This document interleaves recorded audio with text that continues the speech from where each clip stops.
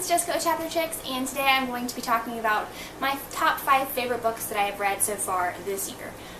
Reagan at Peru's Project does this thing where every season she talks about her favorite books of that season, and I've really enjoyed watching those. They're some of my favorite videos to watch, so obviously I'm going to start doing them, right?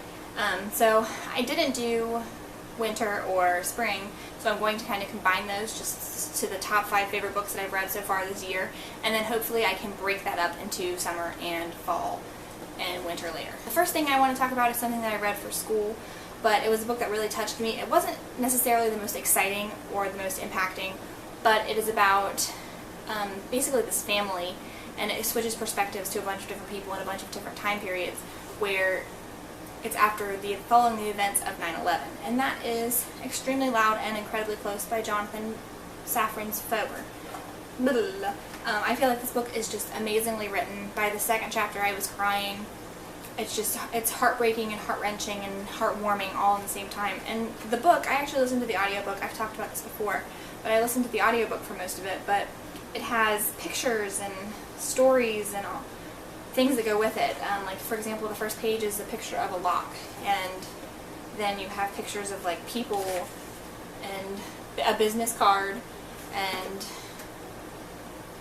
there's one like a whole section of pictures that actually have to do with it. It's not just like a centerfold of pictures. But here's one story where a man can't speak, so he writes, and it actually has it all written out as he would have written it. And it's just a really beautiful story, and it's told really beautifully in the book, and it's one that I would recommend to anyone who likes reading books about real things instead of, I guess this is a historical fiction, because it does kind of play on the events of 9/11. I don't know, we'll see. One of my other favorite books from this year is Don't Look Back by Jennifer L. Armentrout. This is the second book I've read by Jennifer L. Armentrout besides the Onyx or Obsidian series. I like this one just because it provided a mystery. It's about a girl who wakes up,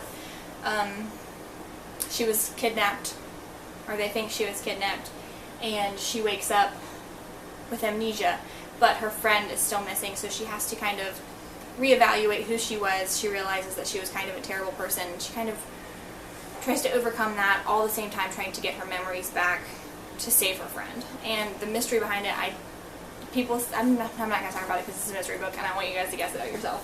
Another favorite of this year is The Fifth Wave by Rick Yancey. This is kind of a big book, but I love the giant surface area books this year. This switches perspectives between a couple people, and it's about an alien invasion, or the aftermath of an alien invasion, so it's kind of a dystopia.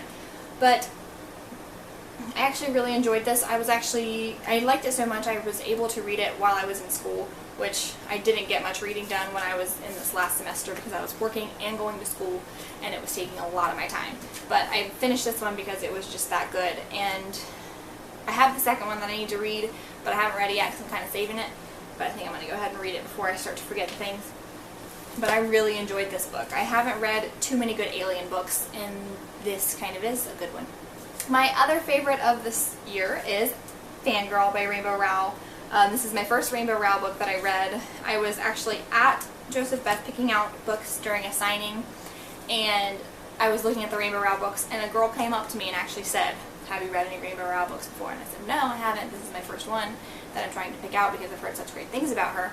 And she said, "You need to choose between Fangirl and Eleanor and Park, but I will assure you, Fangirl is probably better." And I really liked Fangirl. I'm planning on reading Eleanor and Park, but Fangirl is probably one of my favorite contemporaries. It's definitely a book that allowed me to enter the contemporary world full force, because I've not been a huge fan of contemporaries in the past. On that same train, I've also read I'll Give You the Sun by Jandy Nelson this year, and I think that goes without saying that it's one of my absolute favorite books, probably of all time. Aside from the big ones, the big YA books like Harry Potter and all that, I actually have a video where I talk about the top books that I like. That's beside the point. My favorite YA book is probably I'll Give You the Sun, if you exclude the big ones, quote unquote. It might even be better than some of those actually, but it doesn't have the fantasy element that always keeps me going. It's beautifully written. It's about twins that have somehow fallen apart. And I don't want to give away any spoilers, and I don't have the book in front of me to say what it is a spoiler and what isn't. But it's just so well written. It's beautiful. Anything that Danny Nelson writes, I will read because I enjoyed The Sky is Everywhere almost as much.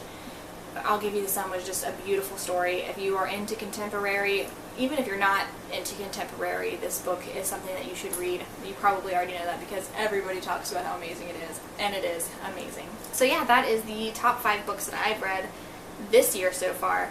Hopefully I'll be able to keep it up and do a summer favorite reads, and we'll see how it goes.